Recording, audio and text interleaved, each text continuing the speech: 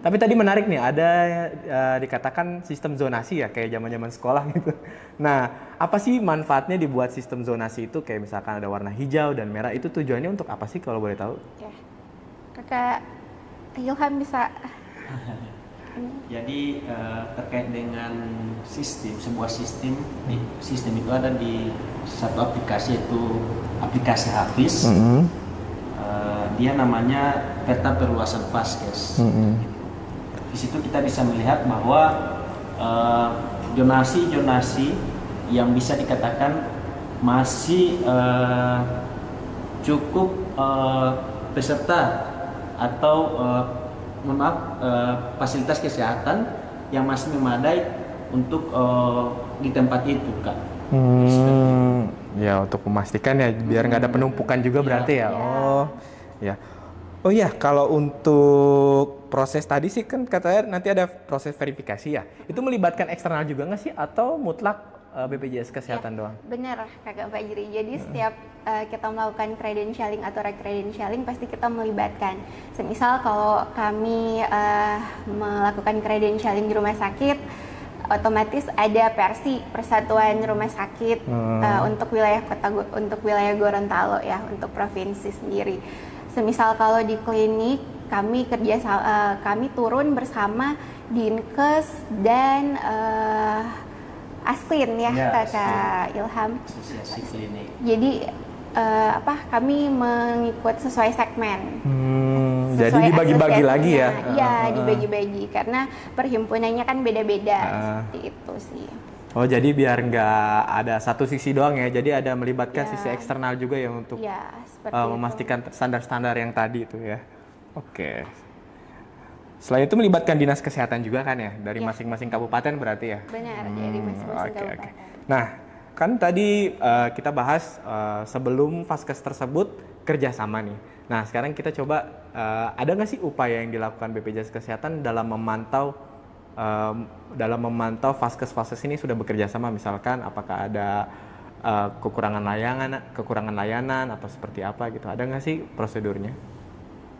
Dalam konteks sudah kerjasama ya?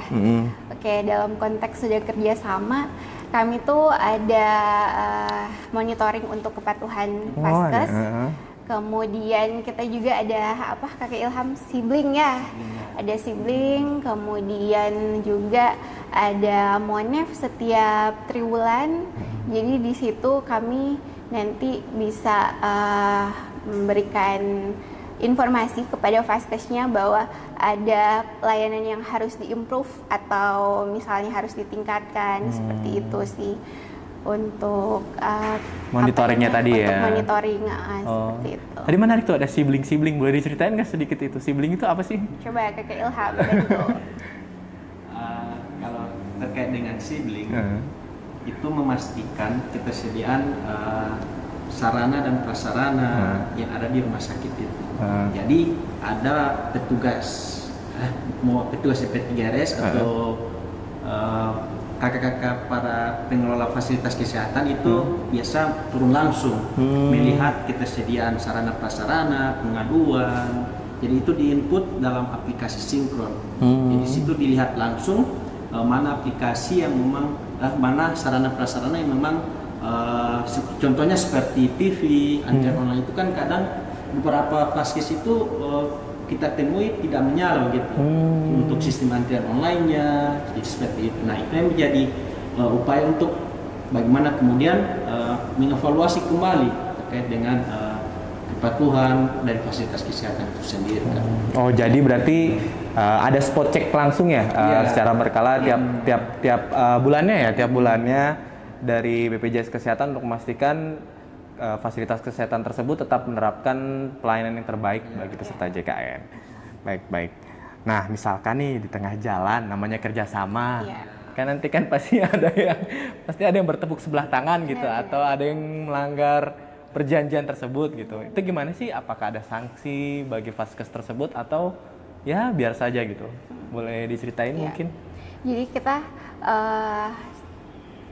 memang ketika sudah kerjasama, mungkin sebagian ada yang udah nggak sampai ke koridornya gitu yang seharusnya ya. Jadi untuk itu kita pertama evaluasi, nggak kucuk-kucuk ngasih sanksi gitu Kakak Fajri. Nah, jadi evaluasi dulu, kemudian mungkin nanti kita bersurat evaluasi secara mandiri, kita bersurat bahwa apa saja yang misalnya jadi keluhan peserta, kemudian apa saja yang harus dibenahi dari pelayanannya. Nah, ini kita akan evaluasi selama 3 bulan, apakah ada perubahan dari misalnya keluhan atau dari kekurangan tersebut. Kemudian kalau memang tidak ada tidak ada improvement dari fasilitas kesehatannya, barulah nanti akan ada surat peringatan tertulis. Kemudian secara bertahap, ketika si Vaskes juga tidak kunjung untuk melakukan perbaikan, maka ada yang namanya SP1, SP2, SP3, yang nanti terakhir pada pemutusan kerjasama, evaluasi kerjasamanya, apakah kita lanjut atau tidak, seperti itu. Tapi kita secara kerjasama ini kami tidak akan membiarkan mungkin Vaskes ini akan putus kontrak ketika dia masih ada keinginan untuk memperbaiki layanannya, seperti itu. Oke. Pasti ada ya evaluasi yang namanya kerjasama ya. Terus boleh diceritain nggak sih bagaimana proses evaluasi terhadap Vaskes dengan BPJS? Apa kriteria utama dalam proses evaluasi? Gimana Kakak Ilham? Apa aja sih kira-kira indikator-indikator evaluasinya? Nih misalkan Vaskes ini, Vaskes A mau kita evaluasi, itu ada nggak sih indikatornya apa yang kita pasti evaluasi? Mungkin lebih ke janji layanan ya Kak Ilham ya. Apa tuh janji layanan? Boleh diceritain nggak sih apa sih itu janji layanan gitu? Janji layanan itu janji layanan yang dikomitmenkan oleh fasilitas kesehatan, di mana yang pertama tidak melakukan salah satunya tidak mendiskriminasikan peserta JKN atau sobat JKN ketika misalnya mau melakukan pengobatan atau pelayanan di fasilitas kesehatannya, seperti itu. Kemudian tidak membebankan iur biaya obat.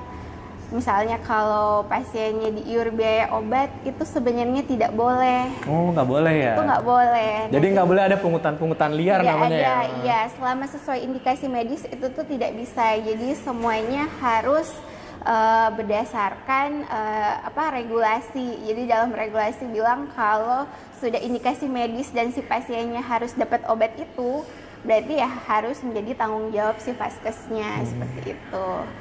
Mungkin ditambahin Kakak Ilham. Iya, ada nggak sih janji layanan? Tadi kan disebutkan oleh Mbak Wiwin, tidak boleh menarik iur biaya ya kepada peserta JKN yang ingin berobat. Ada lagi nggak sih janji layanan? Salah satunya lagi yaitu berobat tanpa menggunakan lagi file-file tambahan, kayak fotokopi, seperti itu Kak. Jadi cukup sediakan saja KTP, itu sudah harus dilayani Kak. Jadi sekarang cukup pakai KTP aja berarti ya? Itu salah satu bentuk janji layanan yang harus dipenuhi Kak, seperti itu. Jadi sekarang peserta JKN ini kalau mau datang ke Vaskes itu dia cukup pakai KTP aja ya? Tapi dalam kutip peserta aktif kan? Oke, ada lagi nggak janji layanannya kira-kira? Tidak melakukan diskriminasi. Diskriminasi ya. Jadi itu diskriminasi itu tujuannya mungkin nggak ada perbedaan ya mana pasien yang pakai BPJS atau bukan ya. Bagus juga tuh berarti ada janji layanan, jadi nggak ada lagi namanya iur biaya atau tadi dokumen-dokumen untuk mendaftar ya, cuman cukup pakai KTP saja. Terus yang ketiga tadi iur biaya, KTP, sama apa lagi?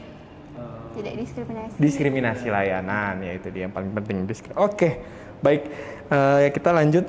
Sekarang kita masuk ke sesi curhat nih. Sama menjadi staf kerja sama fasilitas kesehatan, boleh ceritain dong tantangan terbesar apa sih yang kalian hadapkan dalam menjalankan peran seperti ini? Mungkin dari siapa dulu? Dari Kakak Ilham dulu. Dari Kakak Ilham dulu mungkin. Boleh diceritain? Sejauh ini Kak, kalau pandangan saya pribadi, tantangan yang cukup besar itu pada saat ketika kita mau turun rekredensialing. Rekredensial itu mungkin sebelumnya saya sampaikan bahwa di mana proses kita memperpanjang kerjasama dengan fasilitas kesehatan. Nah, terkait dengan tantangan terbesar saya yaitu bagaimana mengunjungi vaskes-vaskes yang cukup jauh begitu Kak.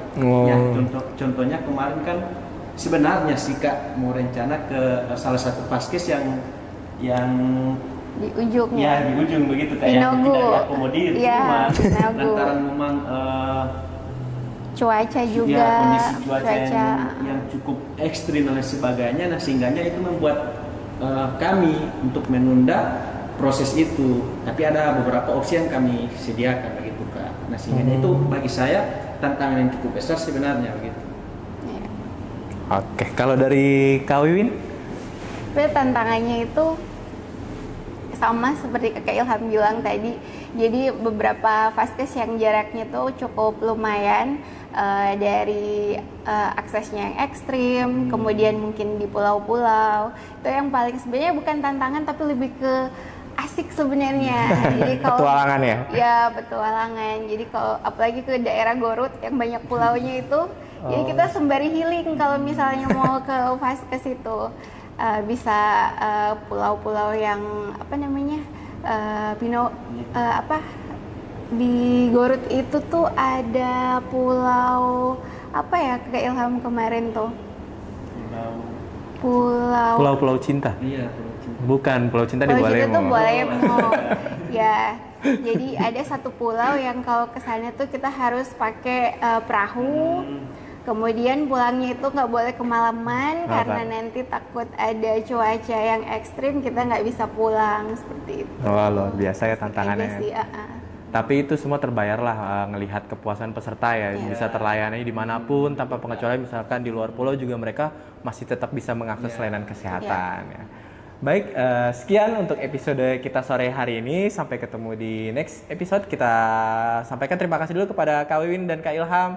Terima kasih atas waktunya. Selamat ketemu di episode selanjutnya. Salam sehat. Assalamualaikum warahmatullahi wabarakatuh. Bye. Makasih.